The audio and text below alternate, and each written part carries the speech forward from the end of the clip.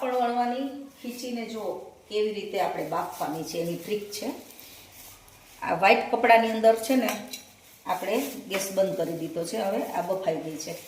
White કપડું હોય ને જાડું, એને ભીનું કરી પોલું એની અંદર પાણી રાખવાનું થોડું ઘણું, અને પછી આ રીતે પાથરી દેવાનું ઢોકળિયામાં, અને પછી આ રીતે ખીચીના લુવા કરી અને આ રીતે આપણે રાખી આ રીતે ઢાંકી દઈએ અને 20 થી 25 મિનિટ બાફવાની. આટલી 20-25 મિનિટ બાફી છે. ખીચીને બાફવાની ટ્રીક છે.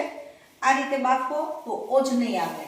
તમે જાતે કદાચ પાપડ વણતા હશો તો પણ, અને જો મશીનના પાપડ બનાવીએ ને તો પણ આ રીતે ખૂબ સરસ થાય છે. આ એક ગરમ છે, એકદમ ગરમ.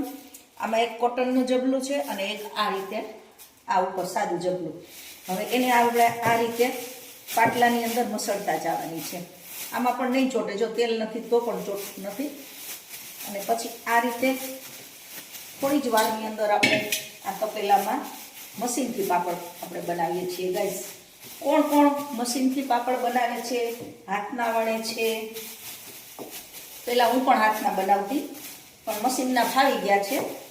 જો આ ગરમ હોય ને એટલે મશીનના પાપડ પણ ખૂબ સરસ થાય. તો ફરીને મિની બ્લોગમાં તમે મળતા રહેજો અને નવી નવી ટિપ્સ આપણે અહીં શેર કરતા રહીશું. જય શ્રી કૃષ્ણ.